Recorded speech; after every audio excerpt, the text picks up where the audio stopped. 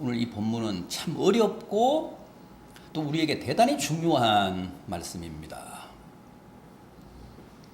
우선 1절을 보십시오. 그리스도의 도의 초보를 버리라. 그러면서 회개함이라든가 하나님에 대한 신앙, 세례, 안수, 죽은 자의 부활, 영원한 심판에 관한 교훈의 털을 다시 닦지 말고 보다 완전한 대로, 보다 성숙한 대로 나아가라고 합니다. 여러분, 이게 무슨 뜻입니까?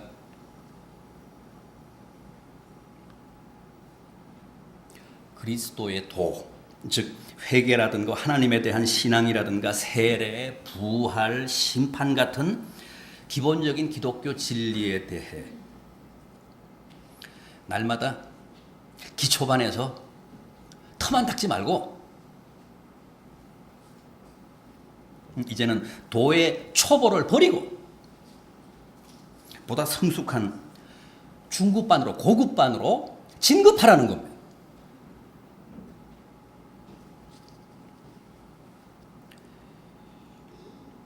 오늘 본문 바로 앞부분인 5장 마지막 대목도 한번 보십시오.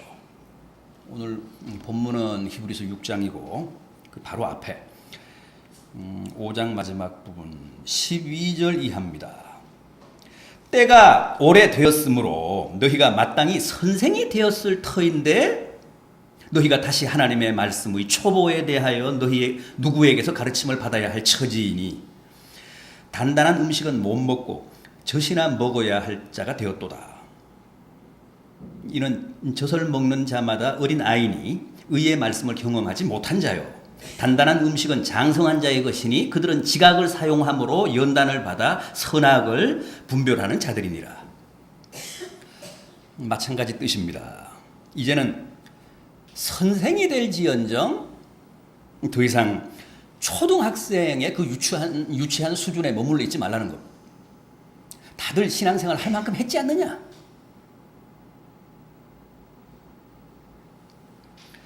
교회 문턱 여러 해 드나들지 않았느냐? 이제는 좀 장성한 사람이 되라.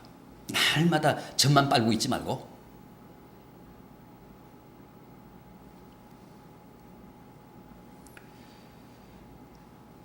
어린아이여서는 안 되고 단단한 음식도 소화하는 장성한 중급반, 고급반이 돼야 옳다고 하십니다. 다 우리의 정옥을 찌르는 말씀 아닙니까? 우리는 수년, 수십 년 믿었는데도 아직 초등학생들이잖아요. 날마다 기초만 닦고 있잖아요. 그거 버리라는 거예요. 연륜으로 보면 우리는 다 선생이 돼야 마땅합니다. 그런데도 아직 초등학생 교실에서 수업받고 있습니다. 자, 그럼 그리스도의 도의 초보를 버리라고 하면서 던진 오늘의 주제. 적어도 이 정도는 소화해야 중급반이라고 하면서 던진 화두. 뭡니까? 오늘 본문 4절 이하입니다. 한번 빛을 받고 하늘의 은사를 맛보고 성령에 참여한 바 되고 하나님의 선한 말씀과 내세 능력을 맛보고도 타락한 자들은 다시 새롭게 하여 회개할 수 없나니 이는 그들이 하나님의 아들을 다시 십자가에 못 박아 드러내놓고 욕되게 함이라.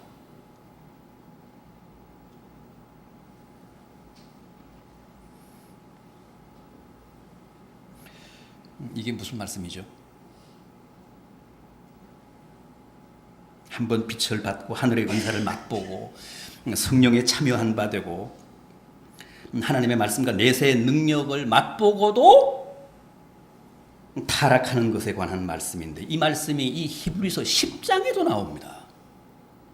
10장으로 한번 가보겠습니다. 10장에서는 이런 죄를 짐짓죄라고 합니다.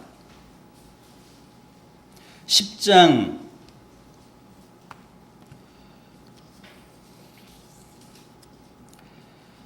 26절 이하를 보십시오. 이 히브리서 10장 26절 27절 말씀 제가 읽겠습니다. 우리가 진리를 아는 지식을 받은 후 짐짓 죄를 범한즉 다시 속죄하는 제사가 없고 오직 무서운 마음으로 심판을 기다리는 것과 대적하는 자를 태울 맹렬한 불만이 있으리라. 여기도 무시무시한 말씀입니다.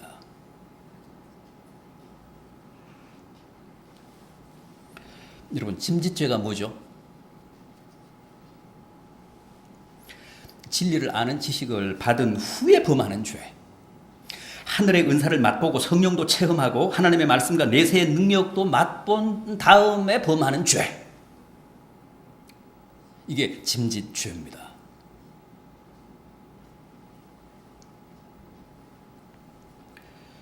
그러니까 죄인 줄 모르고 짓는 죄가 아니라 죄인 줄 뻔히 알고도 짓는 죄.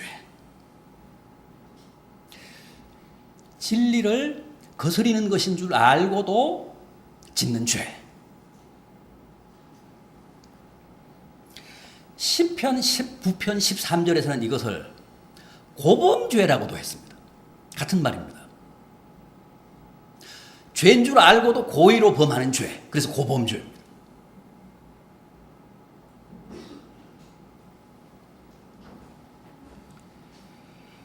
그런데 이런 짐짓죄, 고범죄를 지으면 어떻게 된다고요?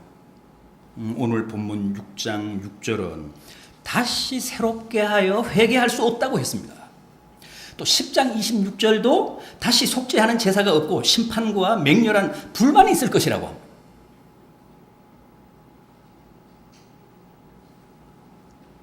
왜 그럴까요? 6장 6절 하반절은 이렇게 말씀합니다. 그들이 하나님의 아들을 다시 십자가에 못 박아 드러내놓고 욕되게 했기 때문이라고 합니다.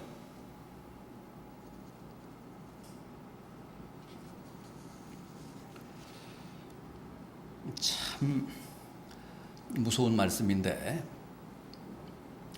여러분들은 이거 어떻게 생각하십니까? 저는 지금까지 여러분들께 한 번 구원은 영원한 구원이라고 거의 악을 쓰다시피 설교해 왔습니다. 그리스도 안에 있으면, 십자가 아래에 있으면 두 번 다시 정죄함이 없다고 설교해 왔습니다. 구원이란 내 행위나 내 의로움이나 내 믿음의 보상이 아니고 하나님의 일방적인, 하나님의 주권적인 은혜고 은사기 때문에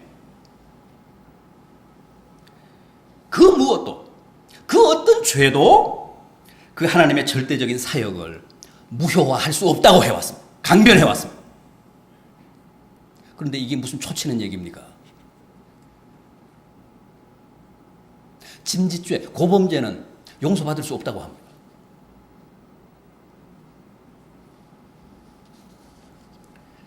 그럼 어떻게 되는 거죠?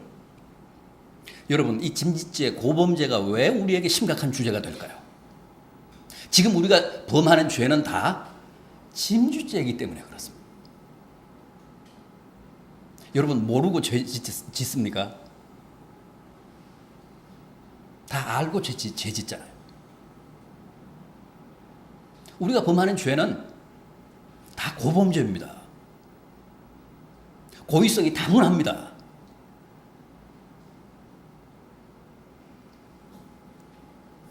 그럼 이제 우리는 어떻게 되는 거예요?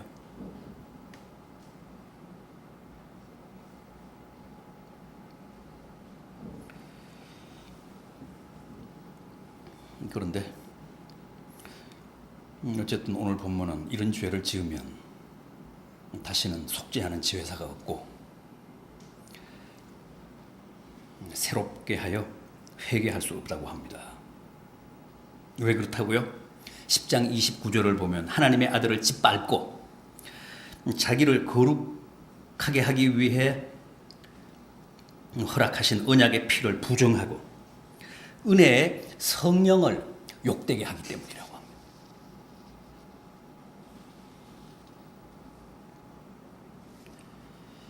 자, 그럼 이제 우리는 어떻게 해야 하죠? 오늘 이 말씀을 어떻게 받아들이고 어떻게 해석을 해야 합니까?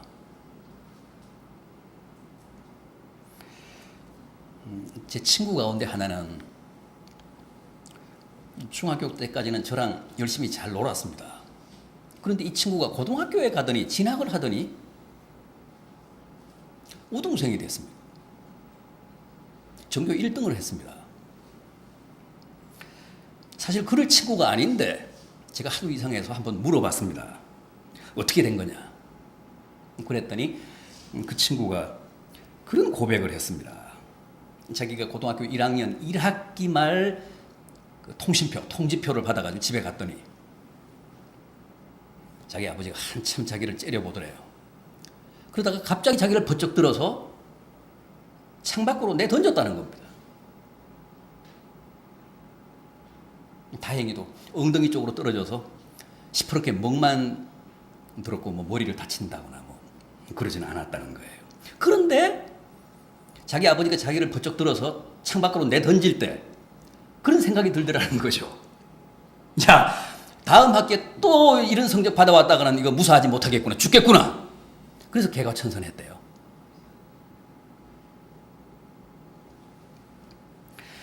여러분, 그 친구 아버지가 자기 자식을 죽으라고 창밖으로 내던진 건 아니죠. 도리어 깨우치려고 좀 거칠긴 해도 어쨌든 살리려고 내던진 겁니다. 창밖으로 자기 자식을 내던지는 부모의 마음이 절대 기쁠 리가 없습니다. 자식을 때리면서 쾌감 느끼는 부모는 없습니다.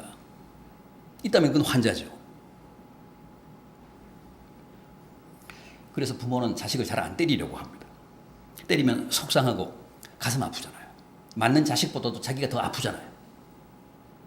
그러나 때리는 부모가 진짜 부모입니다. 때리는 부모가 좋은 부모입니다. 네 인생이니까 네가 알아서 해. 그 좋은 부모입니까? 그건 못난 부모고 아주 무책임한 부모입니다.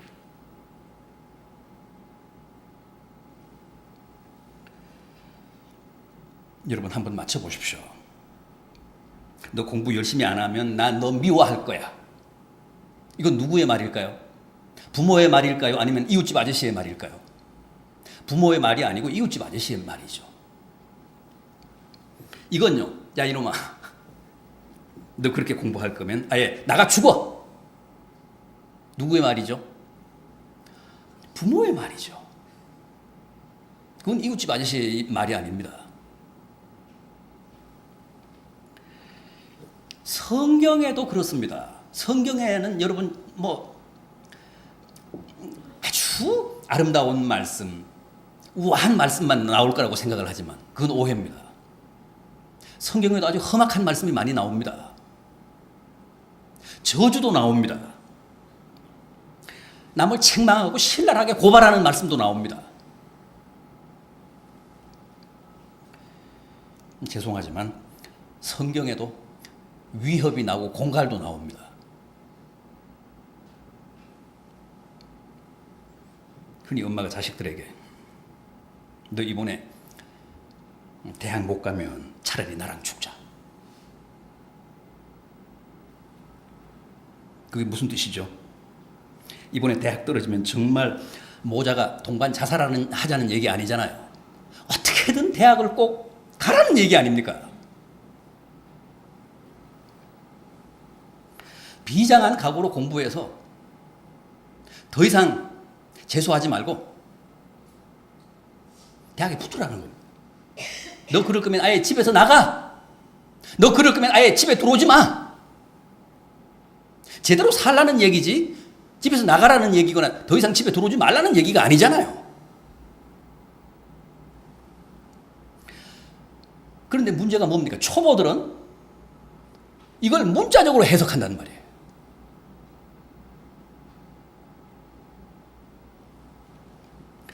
이런 문자에도 불구하고, 이런 표현에도 불구하고, 성경의 이런 저주에도 불구하고 이 메시지가 궁극적으로 내게 전달하려고 하는 말씀이 무언가를 헤아려야 되는데, 그 뜻을 헤아려야 되는데 초보들은 다 문자주의입니다. 그걸 피상적으로만 봅니다. 문자적으로만 해석하려고 합니다.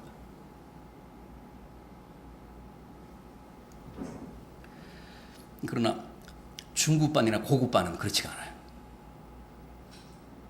문자가 어떻든 그 말씀을 통해 주님이 내게 주시고자 하는 메시지가 뭔가? 거기에 귀를 기울입니다. 성경은 그렇게 보라는 거예요. 어리석은 문자주의의 초보에 빠지지 말라는 겁니다.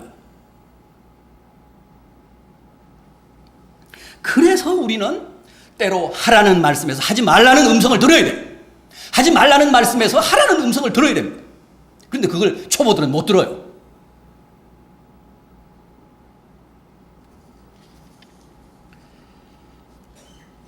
오늘 본문도 그렇습니다. 초급반식으로 이해를 하면 자칫 구원을 얻어도 짐짓죄를 범하면 그 받았던 구원이 다시 취소된다, 이런 결론을 내리기 쉽다는 거예요. 이런 해석상의 오류를 범하기 쉽다는 거죠.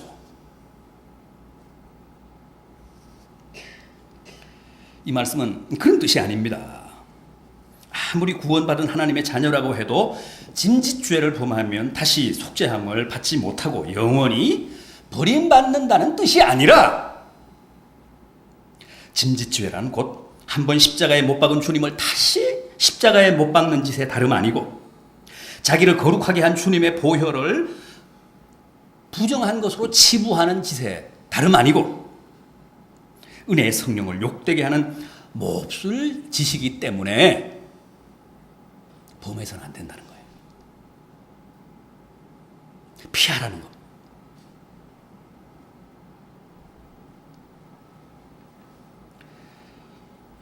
정말 나가 죽으라는 뜻이 아닙니다. 정말 두 번 다시 집에 들어오지 말라는 뜻이 아닙니다. 초등학생처럼 그렇게 이해하지 말라는 겁니다.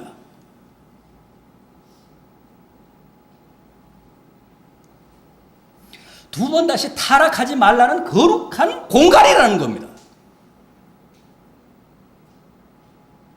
밥 먹듯이 짐짓죄를 범하고 고범죄를 범하는 짓을 하지 말라는 거룩한 협박입니다. 짐짓죄를 지으면 줬던 구원을 다시 빼앗겠다는 말씀이 아닙니다.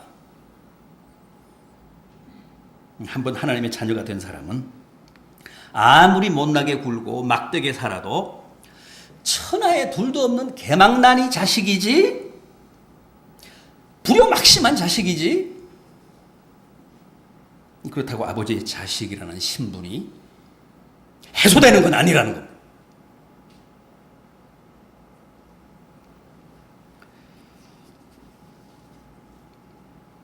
그러니 거룩하신 아버지의 자식답게 거룩하게 살지 못하고 날마다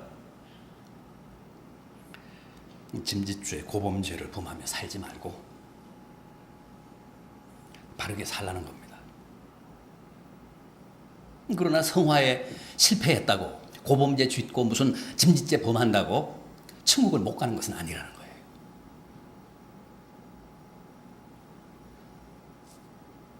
다만 그런 사람들은 차마 얼굴을 들고 천국을 못 갑니다. 그래서 고개 푹 숙이고 송구스럽고 미안해서 몸둘 바를 몰라 하면 이제 간다는 거예요. 그걸 부끄러운 구원이라고 하잖아요, 성경이.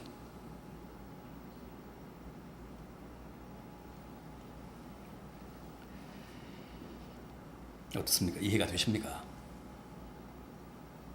물론 제가 이렇게 말씀을 드려도 심정적으로는 여전히 공감을 못 하시는 분들이 계실 겁니다. 그런데 제가 오늘 드린 이 말씀을 여러분들이 진심으로 받아들이시지 못한다면 하나 기억하셔야 될 게 있습니다. 우리 가운데 구원받고 천국 갈 사람은 아무도 없습니다. 짐짓죄 짓고 고범죄 범하면 구원이 취소되고 예약됐던 천국 행위 불발로 끝난다면 우리 가운데서 지금 천국 갈 사람은 아무도 없습니다. 우리는 날마다 고범죄, 짐짓죄를 밥 먹듯 하니까.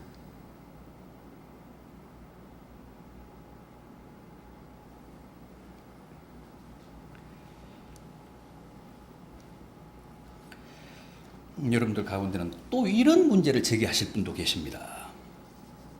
현실적으로 보면 여러분들 가까이에 있는 이웃이나 어쨌든 주변에 그런 분들이 없지 않을 겁니다. 잘 믿다가 타락해서 온갖 짓을 다 하며 살다가 끝끝내 회개하지 않고 죽는 사람들. 그 사람들이 바로 고범죄, 짐짓죄 범하고 결국은 버림받고 지옥 간 사람들 아닌가. 그런 문제를 제기할 수도 있습니다.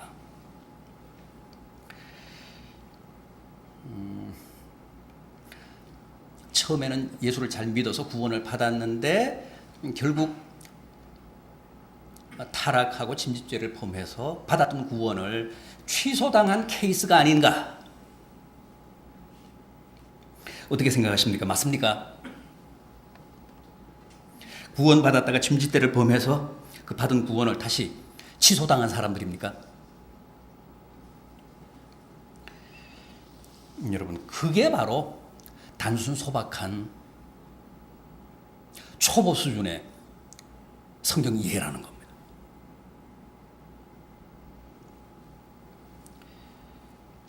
제가 자주 드는 예 가운데 구약의 사울왕과 신약의 가룟 유다가 있습니다. 여러분들은 초보 수준에서 그걸 어떻게 해석합니까? 그 두 사람을. 그 두 사람이야말로 택함받고 구원받아서 하나님의 기름 부음을 받음으로 이스라엘의 초대 왕이 되고 사도가 된 사람들인데 결국은 짐짓죄를 범해서 그 받은 구원을 취소당하고 둘 다 비참한 최후를 맞아 지옥 갔다. 여러분들의 해석은 그거잖아요. 그렇죠. 그런데 제 해석은 뭡니까? 그들은 알곡이 타락해서 짐짓죄를 범해서 가라지가 된 케이스가 아니고 처음부터 가라지였는데 알곡 사이에 끼어서 알곡 행세를 하다가 결국은 자기의 본색을 드러내고 자기 갈 길로 간 케이스들이다. 제 해석은 그겁니다. 누가 맞습니까?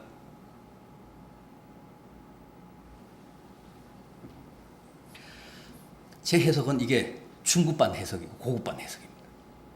여러분들의 해석은 아주 저급합니다. 그건 초보 수준의 해석입니다. 아주 평면적이고 아주 피상적인 해석입니다. 그 초보를 버리라는 거예요.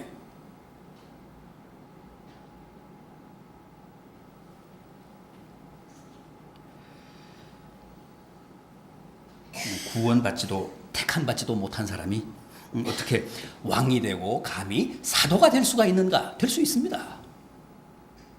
원래 가짜가 더 돋보입니다. 알곡만 뿌린 밭에 가라지를 뿌린 적이 없는데 가라지가 나서 가라지가 더 웃잘합니다. 더 잘난 체합니다. 보리밭에 깐부기도 더 잘 자랍니다. 변온의 피도 더 잘 자랍니다.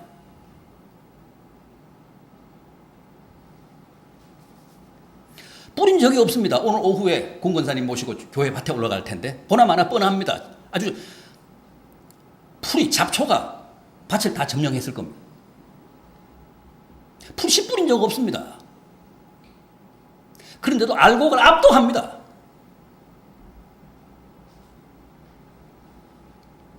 고기를 잡기 위해 그물을 내리지만은 그물 한번 끌어올려 보십시오.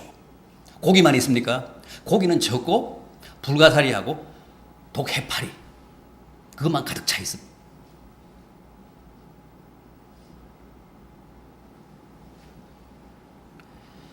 여러분, 알곡이 타락해서 가라지가 된 게 아닙니다.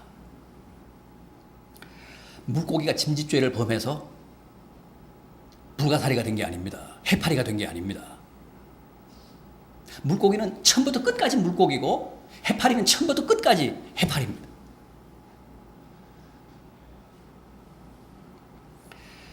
지난 5월 초에 여기 판교에 있는 그 춘선교회에서 중국의 가정교회 사역자들이 150명 정도가 이제 모여서 그 세미나를 며칠간 했습니다. 그 행사를 해마다 하는 것 같던데, 그 가정교회 뭐 사역자들은 평신도들인데 이제 중국은 다 뭐 유급 또 전문 그 사역자들, 교역자들이 아니고 평신도 사역자들이 교회를 돌보잖아요. 가정교회를 돌보잖아요. 한 4, 50명 규모, 많으면 6, 70명까지도 된다는데 그런 교회를 이제 돌보는 그 가정교회 사역자들입니다. 한 150명이 초대가 돼서 세미나를 하는데 저는 5월 5일 오후에 갔습니다. 5월 5일 어린이날 오후 2시에서 저녁 7시까지 5시간 구원론을 강의를 했는데, 제가 이제 우리말로 강의를 하면 그 조선족 그 여 사역자가 통역을 해요. 통역을 하는데 얼마나 통역을 잘하는지 아무런 그 불편이 없고 애로가 없었습니다. 아주 일사천리로 그렇게 통역을 잘해요. 5시간 강의를 하면서 15분 두 번을 이제 쉬었는데 그 쉬는 시간에 그 제 강의를 통역한 그 여사역자가 상담을 요청을 해서 제가 그분이 하는 얘기를 들어봤습니다. 이런 내용입니다. 자기 교회 어떤 부인이 유방암으로 이제 진단을 받고 수술을 한 후에 계속 방사능 치료를 받았다는 거예요. 그러는 과정에서 자기의 두 자녀가 있는데 그 딸은 뭐 한 30쯤 됐고 아들은 26인가 그런데 그 기도하는 과정에서 그 엄마가 서원을 했다는 거예요. 자기의 그 남매를, 자기의 두 자식을 그 가정교회 사역자로 하나님께 바치기로. 그런데 그 자녀들도 뭐 흔쾌히 그 동의를 하고 그래서 그 자녀들이 가정교회를 이제 각각 맡아서 사역을 하는데 몇 년간 사역을 해왔대요. 그런데 결국 올 1월에 그 서원 기도를 한 엄마가 죽었습니다. 죽었다는 거예요. 이 암이 재발을 하고 또 전신으로 이 전이가 되면서 결국은 이제 죽었대요. 그런데 문제는 이분이 죽기 전 며칠간 그렇게 하나님을 욕하고 주님을 저주하다가 죽었다는 거예요. 생각해 보십시오. 그러니까 뭐 어떻게 됐겠습니까? 그 두 자녀도 다 사역에서 손을 떼고 아주 낙심천만해 있고, 또 그 모친이 그 출석하던 교회도 이제 그 강의를 통역했던 분인데 그분 이제 교회인데 완전히 뭐 쑥대밭이 된 거예요. 교인들이 다 좌절하고 시험에 빠졌다는 거예요.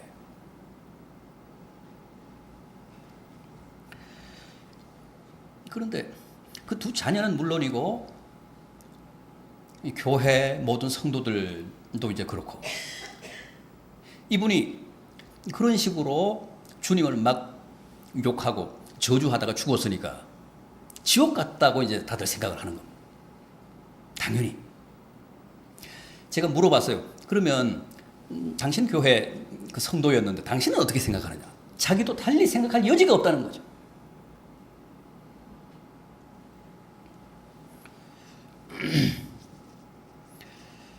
제가 그날도 잘난 체를 했습니다. 문제는 이분이 그 두 자녀를 위로할 말이 없다는 거예요. 어떻게 말을 뭐 해야 될지 모르겠다는 거죠. 어떻게 위로를 하고 어떻게 권면을 하고 어떤 식으로 인도를 해야 될지를 모른다는 거예요. 그래서 이제 그 부분이 답답해서 이제 제게 면담을 해온 건데 그분은 천국 갔습니다. 그러니까 안심하시고 그 두 자녀도 그렇게 위로를 하시고 그렇게 격려를 하시고 그래서 가능하면 자기들이 섬기던 가정교회로 복귀를 시키시고 또 교회가 지금 여기 세 교회가 이제 얽혀 있는 거예요. 엄마가 그 적을 둔 교회 또 이제 두 자녀가 섬기던 교회 그 교인들도 다 위로를 하십시오. 그 전체가 뭐 250명이 넘는다고 하는데 그분은 반드시 천국 갔습니다. 확신을 가지십시오. 우리가 받은 구원은 그렇게 막판에 일주일이 아니라 몇 달을 주님 욕하고 죽어도 해소 안 됩니다. 그렇게 엉성한 구원이 아닙니다. 우리의 구원은 절대적인 것이고 영원한 것입니다. 너무 고통스러우니까 혹은 뭐 제정신이 아니니까 헛소리를 할 수도 있고 주님을 원망할 수도 있습니다. 괜찮습니다. 다만 이제 주님 가서 뵙기가 송구스럽겠죠. 그럴 뿐이지 받은 구원이 그랬다고 해소되는 것은 아닙니다. 줬던 구원을 그렇게 욕한다고 주님이 빼앗아 가실 분이 아닙니다. 그건 구원을 여러분들이 근본적으로 과소평가한 겁니다. 구원은 장난이 아닙니다. 구원은 영원한 겁니다. 안심하시고 걱정 마시고 담대하게 자녀들을 그렇게 위로하시고 그렇게 권면하시고 교인들 앞에 그렇게 설교하십시오. 성경이 말씀하는 주님이 우리에게 주셨다고 하는 구원은 절대 그런 게 아닙니다. 짐짓죄, 고범죄가 아니라 더한 죄를 지어도 우리가 받은 구원은 그것 때문에 해소되는 법은 없습니다.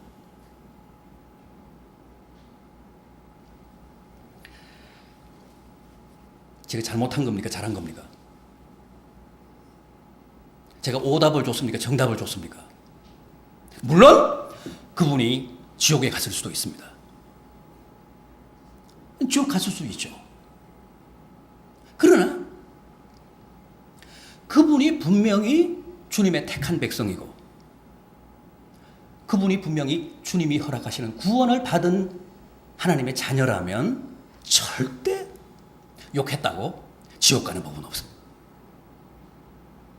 가룟 유다라든가 구약의 사울 왕처럼 처음부터 아예 하나님의 택함을 받지 못한 백성인데 가라지인데 알곡에 섞여 있다면 그건 뭐 당연히 지옥을 갔죠. 그러나 하나님의 택한 백성인데 욕했다고, 하나님 저주했다고, 제정신이 아니어서 헛소리 했다고, 너는 천국 못 가고 지옥 가야 된다. 그런 법은 없다는 겁니다. 만약에 여러분들이 구원을 그렇게 알고 계신다면 근본적으로 오해하신 겁니다. 구원은 그런 게 아닙니다. 영원하신 하나님, 절대적인 하나님이 일방적으로 우리에게 주신 은사입니다. 은혜입니다. 그래서 그 구원은 하나님의 존재만큼이나 절대적이고 영원합니다. 왔다 갔다 하지 않습니다. 여러분들이 하나님의 택하심을 입은 구원받은 하나님의 백성이라면 이제 지옥 가겠다고 아무리 하나님을 저주해 보십시오. 하나님이 지옥으로 보내나. 그런 법은 없습니다.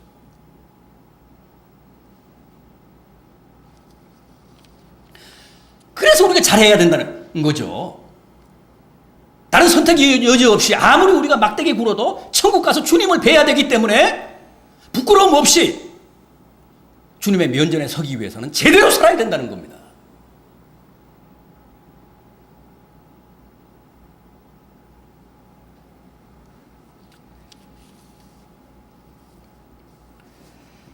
여러분 명심하십시오. 또 확신하십시오. 우리의 구원은 완벽한 겁니다. 완전한 겁니다. 어떤 변수도 어떤 복병도 그걸 해치거나 손상시키거나 무효할 수 없습니다. 요한복음 10장 28절 이하입니다. 내가 그들에게 영생을 주노니 영원히 멸망하지 아니할 것이요 또 그들을 내 손에서 빼앗을 자가 없느니라. 그대로 주신 내 아버지는 만물보다 크심에 아무도 아버지 손에서 빼앗을 수 없느니라. 자, 이번에는 다시 로마서 8장으로 가겠습니다. 로마서 8장. 로마서 8장을 다 한번 펴십시오. 로마서 8장 35절 이하. 로마서 8장 35절. 신약성경 250면. 제가 읽겠습니다. 로마서 8장 35절. 누가 우리를 그리스도의 사랑에서 끊으리요? 환난이나 곤고나 박해나 기근이나 적신이나 위험이나 칼이랴. 38절 이하. 내가 확신하노니 사망이나 생명이나 천사들이나 권세자들이나 현재일이나 장래일이나 능력이나 높음이나 기품이나 그 다음에 거기 여러분들 볼펜 가지고 계시면 적어 넣으십시오. 짐짓죄나 고범죄나 그보다 더 악랄한 죄, 여러분들 기억나시는 거 뭐 있습니까? 살인죄도 좋고 간음죄도 좋고 거기다 볼펜으로, 까만 볼펜으로 다 적어 놓으십시오. 그리고 나서 다른 어떤 피조물이라도 우리 주 그리스도 예수 안에 있는 하나님의 사랑에서 끊을 수 없으리라로 마무리하십시오.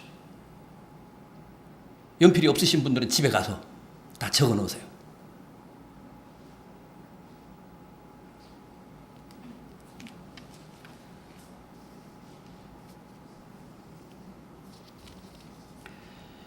짐짓죄는 용서 못 받는다고요? 주님의 피가 다른 죄는 다 속할 수 있어도 짐짓죄만큼은 사할 수 없다고요? 그건 거짓말입니다. 그건 사기입니다. 그런 법은 없습니다. 그건 초보입니다. 그건 문자주의입니다.